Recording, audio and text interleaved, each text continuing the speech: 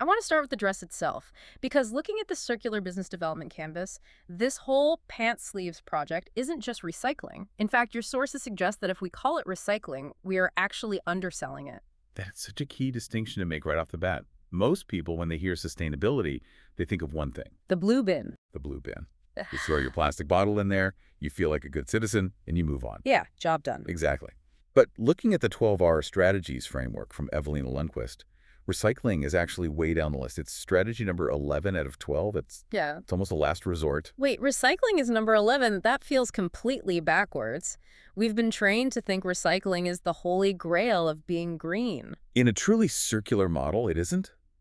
The goal is always to retain value. I mean, think about the physics of it.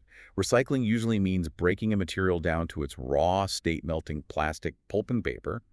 That takes a massive amount of energy. Right.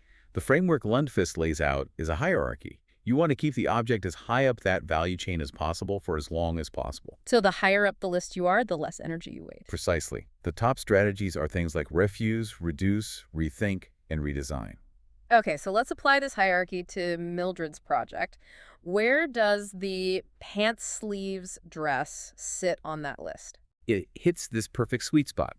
It embodies 3 really high-value strategies: repurpose, redesign, and repair. Okay, let's break those down because the specific definitions in the source material are really clear. So first you have repurpose. Yeah. And the definition here is adapting products or components for new purposes beyond their original intent. The pants legs.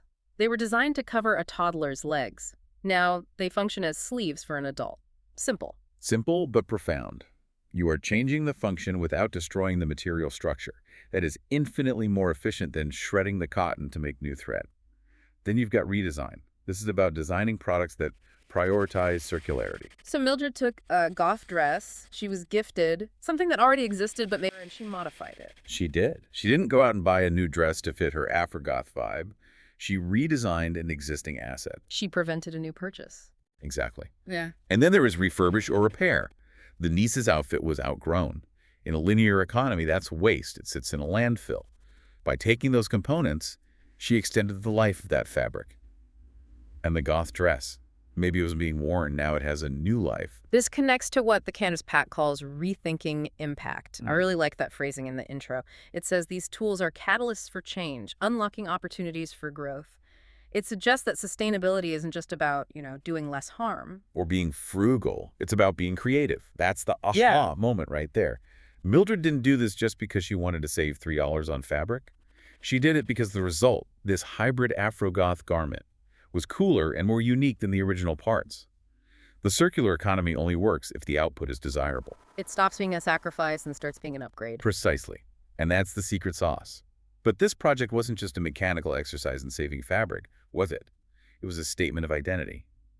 And that brings us to the brand itself, Afrogoth.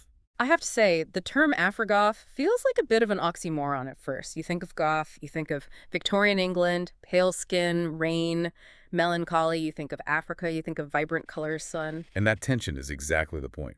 The source material describes the aesthetic as Afro-Victorian goth. It is a deliberate fusion. A visual clash. It is.